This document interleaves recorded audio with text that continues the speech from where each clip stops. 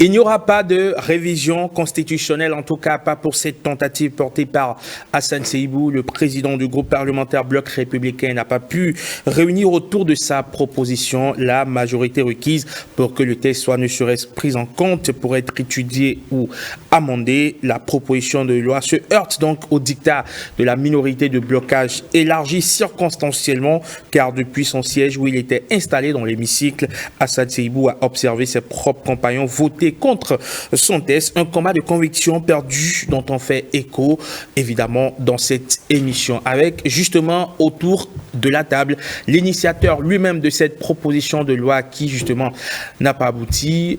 Hassan Seibou, bonjour et bienvenue. Bonjour. Comment allez-vous? Ça va, ça va. Mais c'est un plaisir de vous retrouver avec... Bien sûr, mon plaisir est grand aussi de venir ici aujourd'hui. Avec un large sourire. Bien sûr. Qui contraste avec un peu votre mine du vendredi dernier. Non, vous savez, c'est quand on pique les images au moment où vous faites autre chose, on fait des montages. C'était pas une image en cours de vote. Hein. D'accord. C'est une image où j'étais en train de lire sur mon... Avant même, c'est largement avant. Vous savez, chacun prépare une communication de sortie. Quelqu'un a dû piquer ça pour mettre sur les... En face de vous ce matin, Habibou Arukoubou qui connaît très bien, évidemment, Signe sur 7 matin et surtout ce plateau Instant Politique. Bonjour et bienvenue. Bonjour, monsieur le journaliste. C'est un plaisir d'être avec vous. Et le plaisir est partagé. Vous êtes donc député Les Démocrates et vous avez bien voulu donc accepter de venir faire le débat avec nous ce lundi matin.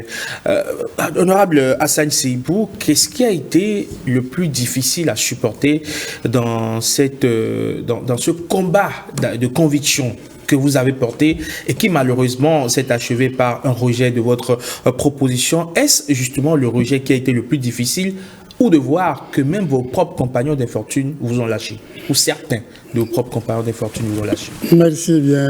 Avant même de vous répondre, vous me permettrez de saluer et remercier, féliciter même tous les 109 députés de l'Assemblée nationale pour avoir fait le devoir de ce que j'ai demandé, c'est-à-dire une proposition pour que chacun s'y penche pour dire ce qu'il pense. Je salue la position des uns et des autres, je prends acte et de toutes les façons d'entrer, je l'avais dit sur ce plateau plusieurs fois, l'issue du vote m'importe peu. Ce qui m'importe, c'est de voir si j'ai réfléchi dans le bon sens. Est-ce que c'est acceptable par mes amis ou ce n'est pas acceptable? Donc, mon appréciation du vote du vendredi passé, ce n'est pas ce que peut-être tout le monde pourrait attendre, mais j'ai une appréciation personnelle de ma démarche, de ma demande, formulée à l'endroit de mes collègues et de la réaction que chacun a eue. Je le lis de ma position comme une réaction positive. C'est une des fois où, quand même, pour un enjeu important, une proposition de loi que j'ai portée moi seul a eu des adhésions. Ce sont 11 députés sur les 109 qui ont quand même trouvé opportun d'étudier cette proposition de loi. Donc, je ne prends pas ça comme un échec. 35 ont refusé, 71 ont accepté, même si nous n'avons pas pu atteindre la limite. Dans une autre constitution d'avant, c'était 2/3. Donc, là, ceux qui ont accepté ont dépassé largement les 2/3. Ont dépassé les 2/3 du nombre, puisque ce sont 11 en face des 35. Donc, j'estime pour moi que c'est une victoire personnelle. D'amener une idée, on aurait pu voter et que je sois le seul à soutenir mon initiative. Que ce sont 11 députés acceptent, je crois que je dois tirer une satisfaction morale et je suis vraiment satisfait. Et c'est ça que je suis venu exprimer. Ma lecture, quand je déposais, je savais les enjeux. Donc, ce n'est pas le rejet est une chose, une éventualité que j'avais déjà. Et je l'ai dit sur ce plateau. On ne pourrait jamais arriver à quoi que ce soit si la proposition n'emballe pas l'opposition. quand on même la mouvance et les deux partis qui soutiennent le chef de l'État ensemble, ils ne font pas la minorité, le minimum qu'il faut pour avoir l'acceptabilité. Encore que aussi, donc, de ces deux partis-là, il n'y a pas eu de consensus total. Oui, j'y reviens. C'était mon préalable, enfin mon préliminaire pour dire que je remercie tous les députés. Je l'ai dit même en salle du fond du cœur, vraiment pour qu'ils se soient prononcés. Et même faire remercier aussi vous tous qui avez participé pour que ce débat-là devienne un débat, une animation de la vie politique. Pendant 2 mois au moins, on a tourné sur ce débat et le peuple béninois, tous ceux qui ont participé, je suis venu ici pour leur dire merci pour ce que vous avez fait. Pour moi, que ma proposition ait soulevé autant de débats politiques est une satisfaction totale. L'issue, je la connaissais, je pouvais à un moment donné, une fois que l'opposition avait dit sa position, on pouvait retirer. Mais il faut aller jusqu'au bout pour au moins voir. Je voulais savoir combien parmi eux, parmi les députés, y compris dans mon camp, qui sont d'accord. Puisque ce n'est pas une proposition portée par les autres. Je suis seul à porter. Donc, que dans mon camp, certains aient voté contre, n'est pas une surprise pour moi. Ils peuvent ne pas être d'accord avec ma proposition depuis le début. Vous y attendiez. Mais je m'attends à tout. Je vous ai dit, c'est une proposition. Et elle est personnelle. Il n'est pas dit que nous voyons les choses de la même manière toujours.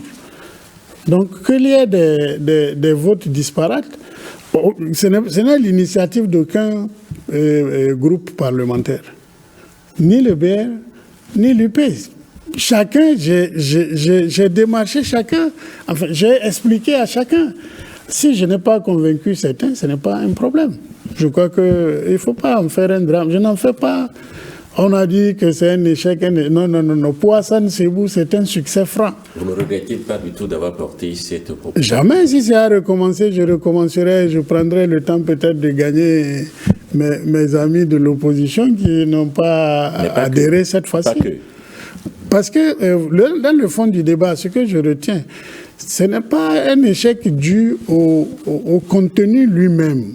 C'est-à-dire que le débat ne s'est pas trop focalisé sur ce qui est à l'intérieur. Alors, si vous permettez, on va analyser tout à l'heure, évidemment, les mobiles de ce rejet qui a eu lieu donc, le vendredi dernier au Parlement. Le temps pour nous de nous tourner vers l'honorable Habibou Ouaroukoubu. Habibou Ouaroukoubu, votre parti, évidemment, les 28 députés démocrates ont voté contre la proposition de loi donc, de Hassan Seibou, mais vous avez été rejoint par 5 autres donc, de la majorité présidentielle, plus largement, bien évidemment, pour parler des députés Union progressiste, le Renouveau et Bloc républicain qui vous ont rejoint dans ce rejet-là. Est-ce que vous avez été surpris de voir que même dans le camp donc, de l'honorable Seibou, des parlementaires l'ont lâché?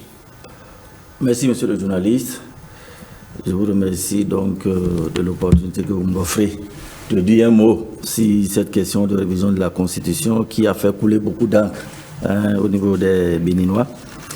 Alors, donc, d'entrée de jeu, je vais commencer à rendre hommage à ces 5 députés ou 7 qui ont choisi d'exprimer réellement leur volonté par rapport à la question donc, de cette révision de la Constitution. Je sais que ça a surpris tout le monde. Il faut leur rendre hommage parce que je crois que les gens ont commencé à penser par eux-mêmes. C'est ce qui est important. Et je pense que cela doit pouvoir continuer pour la simple raison que je suis surpris par rapport à ce que le président Hassan vient de dire. Mais je comprends qu'il puisse faire bon cœur, mauvaise fortune. Parce que personne ne peut être heureux de proposer une loi et de voir cette loi-là ne pas passer l'étape de la recevabilité et dire qu'il est heureux. Je pense que ça pose un problème. Et mieux, je ne peux pas comprendre qu'on puisse proposer une loi portant révision de la Constitution et qu'on soit seul à avoir proposé cette loi-là. Qu'on n'ait pas pensé à convaincre les siens d'abord avant d'y arriver. Je pense que là, il y a un problème. Le président Hassan ne nous dit pas la vérité. Oui, il est important qu'à l'étape où nous sommes, qu'on puisse quand même aller à la vérité, c'est très important. De quelle vérité parlez-vous? Oui, vous savez, le président Hassan est un ancien parlementaire. Il a déjà fait près de, je ne sais pas, 3 à 4 mandatures. Donc, il s'y connaît bien. Alors, je ne peux pas imaginer qu'il puisse choisir de porter seul la question de la révision de la Constitution si on sait que la révision de la Constitution nécessite un consensus, d'accord, qui depuis un certain temps a été érigé comme un principe à valeur constitutionnelle chez nous. Alors, que vous ne puissiez pas réaliser d'abord ce minimum de consensus en votre sein, encore moins au niveau de l'opposition, pour parler maintenant du peuple béninois dans son ensemble, que vous devez impliquer dans tout ce processus. Et vous choisissez, à titre personnel, de réviser vous seul la Constitution. Je me pose la question de savoir quelle est l'intelligence que Hassan Seibou a et que les 12 millions de Béninois n'ont pas pour qu'ils choisissent seuls de réviser la Constitution. Moi, je pense que ça pose un problème. Ça pose un problème, au mieux, soit c'est de la plaisanterie, ou alors le président a choisi de jouer avec les nerfs des Béninois. Et si c'est le cas, je pense que c'est une mauvaise chose. La question de la Constitution ne peut pas être quelque chose avec laquelle on va s'amuser. C'est la raison pour laquelle je continue de penser que le président Hassan ne nous dit véritablement pas encore la vérité. Vous n'avez pas voté contre en prenant compte du contenu de cette proposition du président Hassan Seibou, comme vous l'aimez bien l'appeler. Est-ce que c'est votre avis aussi? Oh, je ne crois pas. Je ne crois pas. Nous avons pris connaissance du contenu. Et nous pensons que le motif de justification de cette proposition de loi ne nous convainc pas. Mieux, non seulement ça ne nous convainc pas, ça ne nous paraît pas juste. Et mieux, ça viole encore un certain nombre de principes de droit. Et fort de cela, on ne peut pas du tout participer à cela. Si vous permettez, aussi bien dans le fond que dans la forme, je viens de l'évoquer, mais dans le fond, la proposition fondamentale, c'est le renversement de l'ordre des élections. Le renversement de l'ordre des élections. Alors, la justification, c'est que pour un régime de type présidentiel, il ne s'entend pas qu'on organise les législatives et les communales avant les présidentielles. Ça ne correspond pas, selon le président devant moi, au type de régime présidentiel que nous avons. D'accord? C'est le fond d'AMM de la proposition. Et je voudrais que le président Hassan me donne la preuve que lorsqu'on est dans un régime présidentiel, on ne peut pas faire les législatives et les communales avant les élections présidentielles. Ça part de là. Si cela est faux, alors tout ce qui reste est faux. D'accord. Nous allons retrouver plus tard des... Et mieux, je vais continuer pour dire, si c'est le cas, la proposition du président Hassan pose un problème parce que cette proposition l'oblige à réduire le mandat du président de la République et de prolonger le mandat des députés. Alors, ça pose un problème, d'accord, qu'on appelle le principe de l'intangibilité des mandats. C'est ça qui pose problème au niveau du Sénégal.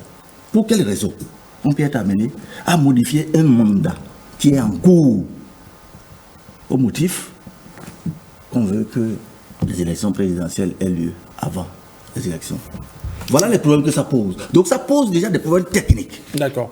On va ouvrir tout à l'heure le chapitre, même il y a un gros chapitre qui est réservé au fond justement du projet, de la proposition portée par Hassan Seibou. Mais avant, Marcel, vous nous proposez le film de la séance de vendredi dernier. Permettez, messieurs, qu'on retrouve le film, le résumé du film qui s'est déroulé au Palais des Gouverneurs. Bien sûr, le débat continue. Nous ne sommes qu'au début. Vous permettez qu'on aille jeter un coup d'œil rapide sur ce qui a entouré le vote vendredi dernier au Palais des Gouverneurs. Ce n'est qu'un résumé. Annoncé pour démarrer à 10h, c'est finalement à 21h30 que les élus du peuple ont pris leur quartier dans cet hémicycle où devrait se jouer l'avenir d'une constitution déjà vieille de 34 ans, quoique retouchée en 2019. La première étape de la procédure de révision est la recevabilité de la proposition du député Hassan Seibou. À cette étape, il faut une majorité qualifiée des 3/4 des membres composant l'Assemblée nationale, soit le oui de 82 députés. Le vote à la tribune est le mode choisi. À l'issue du vote, la proposition de loi n'a pu recueillir le nombre de voix requis. 71 oui, 35 non et 2 abstentions.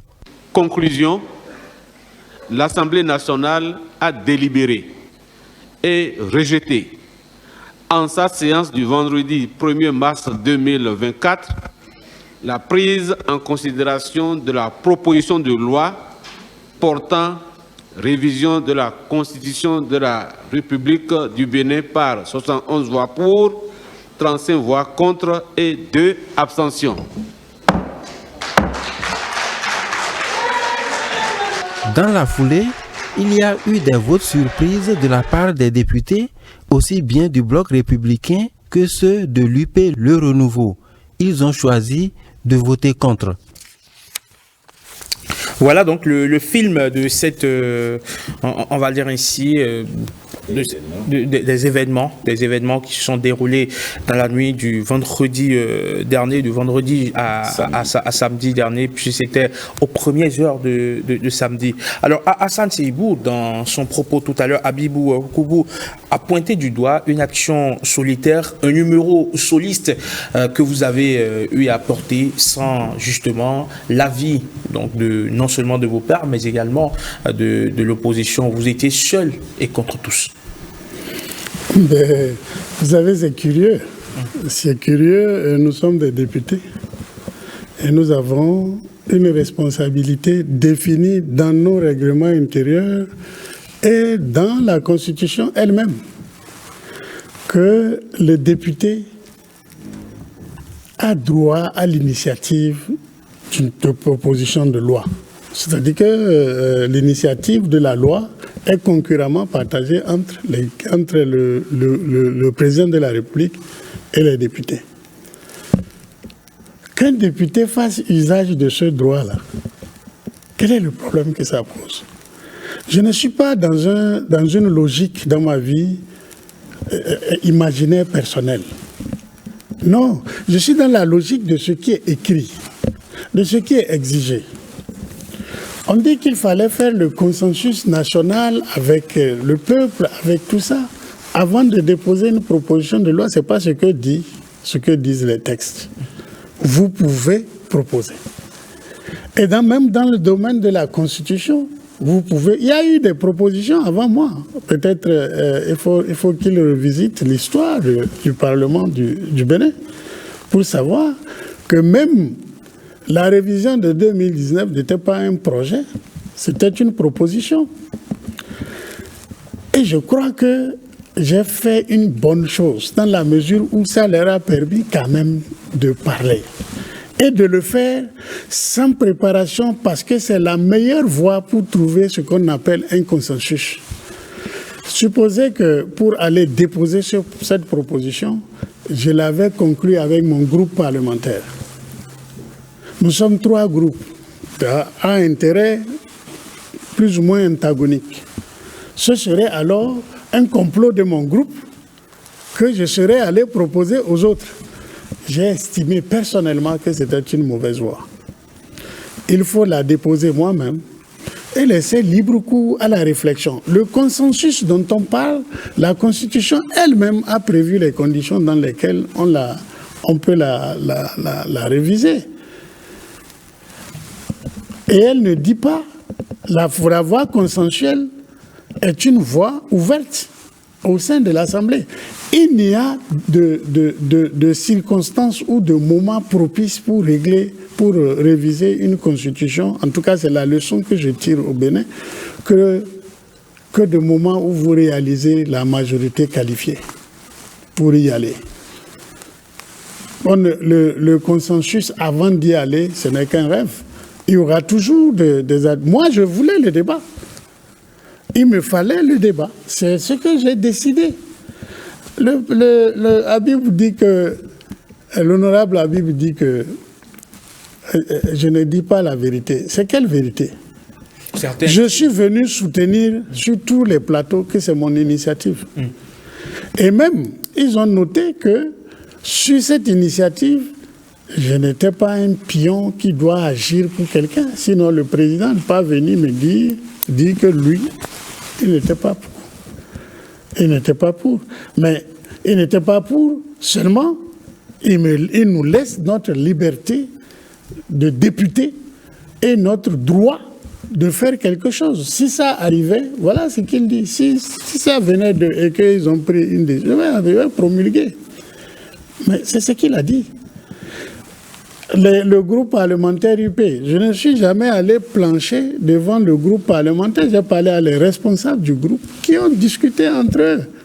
Il est clair que quand il y a un centre d'intérêt, quand vous soulevez quelque chose dans l'Assemblée nationale, ça se gère dans les groupes parlementaires. La position du parti de Habib a été bloquée. Le groupe n'a pas accepté de le faire. Donc ça, de groupe. Bien sûr. Vous n'avez pas eu cette dynamique chez vous? Non, chez moi, j'ai expliqué. Je suis passé devant mon groupe parlementaire pour expliquer. Et je crois que tout le monde a suivi l'évolution de cette histoire. Même mon parti politique, le bureau exécutif national, s'est réuni pour délibérer là-dessus. Donc, il y avait quand même... je suis parti d'être de seul pour avoir des voix au sein de mon groupe, d'avoir des voix dans d'autres groupes et de ne pas avoir dans un autre groupe du tout. Mais à l'arrivée, vous voulez quoi? Je suis content que l'honorable Habib répète que c'est une proposition. C'est une proposition. Chacun la traite comme il veut. C'est une proposition. C'est une proposition. Vous étiez demandeur du débat, mais vous ne nous dites pas toute la vérité. Quand l'honorable Habib dit ça... Attendez, sur la question de vérité, il faut qu'on me dise ce que je devrais dire pour que ce soit la vérité. J'ai dit que ça ne touchait aucun fondamental. Tout ce qu'il fallait dire, je l'ai dit. Et en réalité, je ne viens pas aujourd'hui reprendre tous les débats que j'ai fait devant le peuple béninois, que j'ai fait dans l'Assemblée, que j'ai fait partout. Je ne viens pas faire ce débat. Je prends acte de ce qui s'est passé. Alors, honorable Seibou, beaucoup ne comprennent pas cet entêtement, vous excusez du peu, que vous avez eu à aller au bout du processus, quoique le patron de la majorité, qui est justement le chef de l'État, a publiquement, au biais Torbi, apporté sa désapprobation vis-à-vis d'une révision constitutionnelle. Vous allez constater dans ce qu'il avait dit, le président, il dit, moi, personnellement, je ne veux pas. Est-ce que d'il y a à cet instant précis... Attendez, non, on n'extrait pas une phrase de ce que chacun dit. Vous voyez, quand on extrait... Voulez-vous dire que Patrice Talon voulait... Attendez, quand on extrait un bout de phrase dans un raisonnement, ça devient une caricature, ça ne devient plus la vérité. Non, attendez, il l'a dit, mais il a ajouté quelque chose. Pourquoi vous n'ajoutez pas... Donc il voulait quand même. Pourquoi il dit... Je n'en veux pas. Mais au début, il l'a expliqué. Il a expliqué l'idée qu'il y avait derrière. J'étais de la 8e législature et je sais ce qu'il y avait derrière. Mais je sais ce qui est moi, le choix que moi je souhaite faire sur la question des parrainages. Donc ce n'est pas un entêtement. Ça veut dire, j'ai introduit quelque chose. D'accord? Et c'est mon droit, c'est le droit du député. Je dis, je le défends. Même contre ceux qui croient que j'ai mal fait, je dis, c'est dans notre intérêt à nous tous qu'il fallait poursuivre cette affaire. Vous sentez-vous trahi par les gens de votre camp? Non, pas trahi. Écoutez... Quelques semaines avant ce vote, qu'ils vous souviennent que vous avez dit que tout le monde était convaincu dans votre parti. Oui, mais parce que dans les réunions des instances, personne n'a élevé... Même ceux qui se sont exprimés dedans ont été convaincus et nous avons eu des décisions. Donc je ne pouvais pas dire autre chose que ce que j'ai dit là. Mais je vous dis, je ne me sens trahi par personne. C'est une idée, quand vous la mettez, elle devient la propriété de tout le monde et chacun dit ce qu'il veut. Moi, je ne suis pas trahi. C'est la réaction. Moi, je prends ça comme la réaction comment on appelle, de chaque député. Parce que c'est chaque député, vous l'avez vu, vous avez montré l'extrait, chaque député va caster son vote. Maintenant, s'il y a des considérations de gens qui sont issus de mon parti, qui n'ont pas voté, ou des gens qui sont issus de l'UP, toute interprétation n'est que, comment on l'appelle, le décryptage personnel que chacun fait. Et je crois que chacun de nous a un niveau de responsabilité donné pour décrypter le vote de l'un ou de l'autre. Je ne suis pas venu pour commenter ça. Je suis venu pour dire merci, même à ceux qui ont voté comme ça. Justement, ceux qui ont voté contre estiment qu'ils ont fait la volonté du chef de l'État. C'est leur analyse de la situation, c'est ce qu'ils disent. Est-ce à dire que vous n'avez pas fait la volonté du chef de l'État? Non, écoutez, c'est de l'ironie. Vous savez que c'est pas l'opposition ne peut pas venir dire qu'elle a suivi le chef de l'État. Je fais allusion à vos propres collègues du camp de la majorité présidentielle, entre autres Malik Gominan, Lazare Serwito. Ils estiment qu'ils n'ont fait que suivre la volonté du président de la République. Donc c'est leur choix, ça. Si c'est la volonté du chef de l'État qu'ils ont faite, c'est eux qui interprètent. Mais chacun de nous a exprimé son vote personnel. Il peut être dans l'esprit du chef de l'État ou être contre l'esprit du chef de l'État, ça regarde chacun. Moi, j'ai voté la proposition qu'il faut avancer ou ne pas avancer. Et les 71 qui ont voté, je le prends pour l'expression même de leur volonté que nous allions au fond. Je crois que Habib vient de le dire. Ils ont examiné en leur sein le projet. Sinon, ce que nous avons voté, c'est oui, est-ce qu'il faut examiner ou ne pas examiner? Et j'ai dit, 71 personnes ont dit il faut examiner. 35 ont dit il ne faut pas examiner. Et la Constitution dit qu'il fallait atteindre 82, c'est-à-dire les 4/5e. Nous n'avons pas pu atteindre. Je prends acte. Oui, les 3 quarts. C'est 82 dans notre chiffre de 109 députés à l'Assemblée nationale. Donc je prends acte de ce qui s'est passé. Hassan Seibou ne nous dit pas toute la vérité. De quoi voulez-vous qu'il parle, au juste, Habib Bobo? Merci beaucoup, monsieur le journaliste. Lorsqu'on regarde un peu le processus tel que cela s'est passé, dans la forme, je pense qu'il y a un problème et j'insiste là-dessus. Mais il n'y a pas vice de procédure? Non, pas du tout. Pas du Mais tout. que reprochez-vous finalement alors à la procédure à Saint-Thierry? Monsieur le Président, j'ai la parole. On va permettre à Habibou. Alors on va pas lui prêter des intentions. Puisqu'il est sur le plateau, on ne va pas lui faire un procès d'intention. D'accord, non, ça c'est clair. D'accord, allez-y. Merci, monsieur le journaliste. Je pense que pour une loi aussi importante que la Constitution, ce n'est pas quelque chose qu'on peut prendre à la légère, à mon avis. Le fait, pour moi, c'est manquer un peu de respect à l'intelligence des Béninois. Oui. Alors, jusqu'à présent, personnellement, je ne suis pas convaincu que le président Hassan s'est levé comme ça un beau matin et a décidé, donc seul, de porter la révision de la Constitution. Alors, moi, je ne viens pas vous convaincre. Si ce que vous voulez, vous, il faut, si vous n'écoutez pas, ça c'est votre problème. Si c'est le cas, je pense qu'il y a quand même un minimum. On ne peut pas vouloir réviser la Constitution dans l'optique que nous voulons aller échouer. Je ne crois pas. Alors, je pense que le minimum, c'est que cela soit cuisiné, ne serait-ce qu'à l'intérieur de son parti. Dans ce cas, si ce n'est pas fait là, c'est que c'est fait ailleurs, monsieur le Président. Et on ne peut pas vous en vouloir que ça soit fait ailleurs. Alors, quand c'est comme ça... Habibou, on a un peu du mal à vous suivre. On va appeler un chat un chat. De quoi est-ce que vous êtes en train de parler? Alors, ce que j'ai dit est assez clair. Du point de vue de la forme, au point de vue de la forme, nous pensons que le minimum qu'il faut respecter en matière de proposition de loi ne s'est pas observé.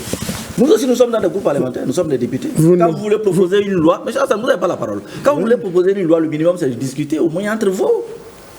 Vous n'avez pas l'intelligence de 11 millions de Béninois pour décider de ce que notre avenir sera à travers la Constitution, à travers votre intelligence à vous seul. Mais c'est ce que j'ai dit. C'est un combat de conviction. Alors, quand c'est comme ça, ça pose un problème.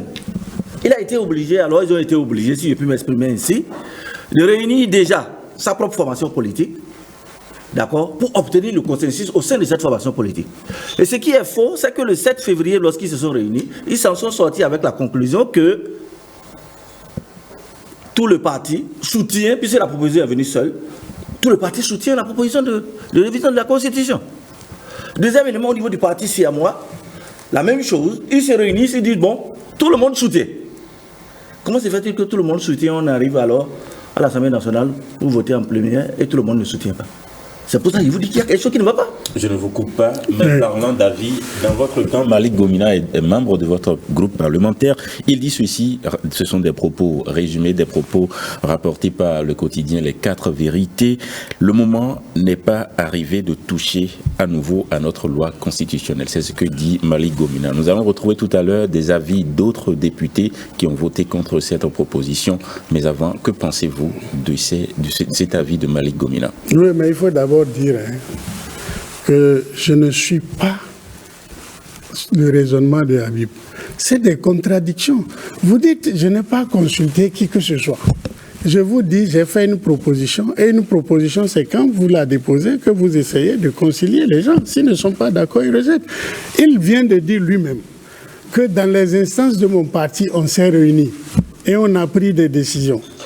N'est-ce pas? Et dans le parti qu'il appelle siamois, c'est-à-dire l'UPR, qu'ils ont pris des décisions. Ça veut dire qu'il y a eu des concertations et c'est la voie choisie. La concertation sur la proposition déposée que tout le monde connaît. Alors, où est la question de forme dont on cherche? Ça dépend de comment vous recherchez... Ça dépend de comment vous recherchez le consensus. La Constitution elle-même a prévu ce qu'on appelle le consensus, en vérité. Parce que quand vous atteignez les 4/5e, vous êtes consensuel. Mais j'ai dit c'est la recherche. S'il n'est pas d'accord pour la voie empruntée de recherche, ça n'enlève rien à la crédibilité de ce que moi j'ai fait. Et je ne suis pas là pour faire ce que lui il veut que je fasse. Maintenant, sur la question de Malick Gomina ou ce qu'il a dit, il dit que ce n'est pas le moment.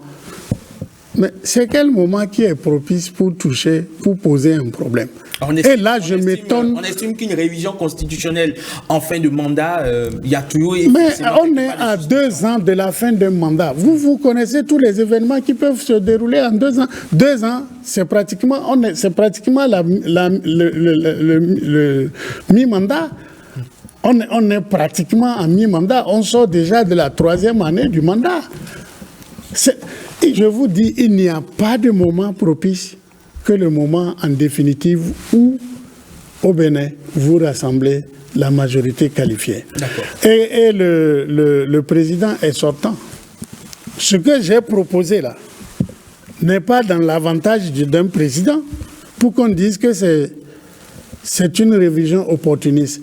Et je suis heureux sur ce plateau que Habib me pose autant de questions, autant d'interrogations qu'il se pose. C'est normal. Mais je ne vois pas ce qui était opportuniste dedans, et c'était ça qui était important pour moi. Habib Warukou, vous êtes convaincu que ce n'était pas opportuniste? Je n'ai pas cherché à me convaincre de cela. J'ai eu juste l'occasion d'étudier le motif de la révision de la Constitution. Et ce motif ne me paraît pas juste. Ça m'a semblé mensonger. Et c'est la raison pour laquelle, à notre niveau, nous avons refusé. Est-ce que, justement, ce rejet porté par votre parti n'est-il pas plus basé sur de la suspicion que sur un véritable débat de fond? Mais je vous l'ai dit clairement. Nous n'avons pas été convaincus par le renversement de l'ordre des élections. Ça commence d'abord par là. Et nous nous rendons compte que ça viole un certain nombre de principes de droit. Et à partir de cet instant, on n'est pas convaincu, on n'est pas d'accord. Pour autant, pourquoi est-ce que vous ne votez pas pour la prise en compte du test et en plénière, vous amendez le test et vous faites intégrer justement des articles ou des dispositions qui auraient pu être en faveur de vos aspirations? J'ai l'impression que c'est pour la première fois vous êtes en train d'assister à une révision de la Constitution, monsieur le journaliste. Pas du tout. Alors, lorsque vous savez... Vous pouvez en être assuré. Lorsque vous savez ce qui s'est passé lors de la dernière révision de la Constitution et les conséquences de cette révision de la Constitution, vous serez surpris de voir la banalité avec laquelle on est en train d'aller à la révision de cette constitution. La révision constitutionnelle de 2019, vous avez vu ce que ça nous a créé. Les élections législatives de 2019 qui nous ont conduit à une élection monocolore où c'est seulement un camp qui allait se réunir et nous sommes arrivés à un parlement monocolore. Vous savez ça. Les crises que nous avons observées, les prisonniers que nous avons connus, les exilés, c'est le fait de cette révision constitutionnelle de 2019. Et dans ces conditions, vous allez vous lever banalement comme ça et dire que vous voulez réviser une constitution avec toute la charge que cela porte. C'est en cela, à d'autres niveaux, il y a un problème là. Est-ce qu'on n'est pas en train d'aller vers un fétichisme autour de la révision constitutionnelle? Et lorsqu'un président de la République ou lorsqu'une proposition de loi portant une révision constitutionnelle va pouvoir prospérer, ce n'est qu'au moment où, justement, la majorité requise, c'est-à-dire les 2/3 pour être prise en compte, pour ne serait-ce que prise en compte, est réunie. Non, ce n'est pas le cas. Ne nous trompons pas. D'accord. Pourquoi je l'ai dit? Lorsque vous faites une proposition de loi et on estime qu'on ne vous comprend pas, on a la possibilité d'organiser des séminaires, d'organiser des ateliers autour de la question pour permettre à ceux qui, jusque-là, ne sont pas convaincus, pour leur donner le temps de les convaincre. Mais c'est pour ça que je dis ici, ça pose un problème. Déjà au niveau de ceux qui ont même proposé, ceux qui ont fait la proposition, eux-mêmes ne sont même pas convaincus de la chose. Et vous voulez convaincre les autres. Comment c'est possible? C'est pour ça que je dis, c'est comme si on a choisi de jouer avec les nerfs des Béninois. Les Béninois aujourd'hui ont des problèmes. Parce que nous connaissons les issues de la dernière révision de la Constitution. Les gens sont en prison aujourd'hui pour ça. Les gens sont en exil pour ça. Et dans ces conditions, vous allez venir nous, un matin, nous dire que vous voulez réviser la Constitution et que ça vient de Bruxelles. Ça pose un problème, à mon avis. Hassan Seibou, il y a une certitude aujourd'hui, vous n'allez pas reprendre tout de suite une nouvelle proposition, mais que va-t-il se passer après? Non, avant de vous dire ça, la révision de la Constitution de 2019 n'a envoyé personne en prison. Les gens sont en prison pour des choses de droit. Non, je vous en prie, vous ne voulez pas ouvrir une page et me dire de ne pas m'exprimer. Je suis quand même la vedette de cette affaire à la fin. J'ai dit, la révision de 2019 n'a envoyé personne en prison. Et la Constitution, ce n'est ni le Coran ni la Bible. Tout le monde, chaque député a le droit de proposer une modification. Et qu'on aille voir tout le monde pour faire les conférences, je ne suis pas investi, je n'ai pas les moyens ni quoi que ce soit pour y arriver à faire des séminaires, des ateliers, pour réunir qui. Ce que la Constitution dit, ce sont les députés qui vont voter. Et ce que je dis ce n'est pas 25 articles, c'est un seul point que chaque député peut comprendre. Et j'admets qu'ils aient peur ou qu'il y ait des réactions de rejet ou d'hésitation. Mais je dis, il n'y a pas. Il ne faut pas faire l'amalgame des choses. Vous allez revenir à la charge? Mais non, je dis, je prends acte. Mais si demain je me réveille, priez Dieu que je ne me réveille pas un matin et que je vois... Attendez, priez Dieu, je n'ai pas fini ma phrase. D'accord. Moi-même, je vais me réveiller. Alors, j'ai dit... Priez Dieu que je ne me réveille pas un matin et que je me rende compte qu'il y a quelque chose qui ne va pas. Il n'y a pas un moment propice pour dire ça ne va pas et voici ce que je suggère. Et je souhaite que les députés aillent dans le sens d'être proactifs dans les propositions de loi. Quand ça ne va pas, il faut le dire. Donc si demain je me rends compte, je ne reprendrai pas la même proposition. Mais si demain, au détour d'une autre préoccupation, il y a interférence, je reviendrai. Et je n'ai pas fini. Quoi finalement? Quoi? Le problème que vous soulevez en proposant une révision constitutionnelle.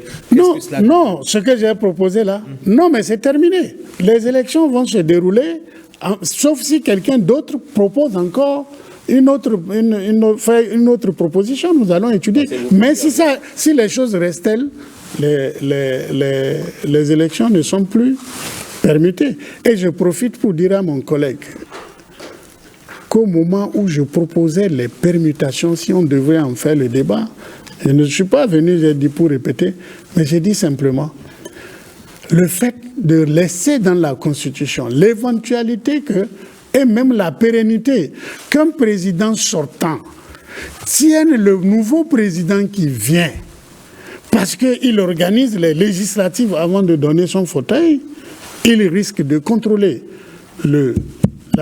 l'Assemblée. Et dans ces contextes-là, le nouveau président qui vient va gérer avec une opposition dans le contexte que tout le monde essaie de ne pas regarder parce qu'ils ne lisent pas la charte des partis. La charte des partis au Bénin aujourd'hui ne permet pas ce qu'on appelle la cohabitation, c'est-à-dire l'opposition et la mouvance ensemble. Pour gouverner et sortir de crise, c'est pas comme ça, c'est impossible. Et c'est au vu de tous ces éléments que j'ai dit, il fallait permuter pour préserver un régime dans lequel la Constitution donne plein pouvoir à un président, ce qu'on appelle le régime présidentiel. Je peux ne pas convaincre, et je vois que je n'ai pas convaincu les gens de LD, je prends acte. Je n'ai pas convaincu certains de mes collègues, je prends acte.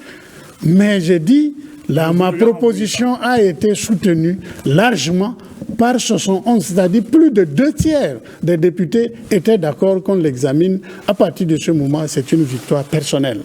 Ça aurait pu s'arrêter à moi. Et je remercie tous les Béninois, je remercie Habib, je remercie tous ceux qui... Même je le remercie pour ce qu'il dit sur ce plateau, parce que c'est ça ce que je recherchais aussi, qu'on appelle l'animation de la vie politique. Habib, aucune révision constitutionnelle ne portera, tant que les LD sont là.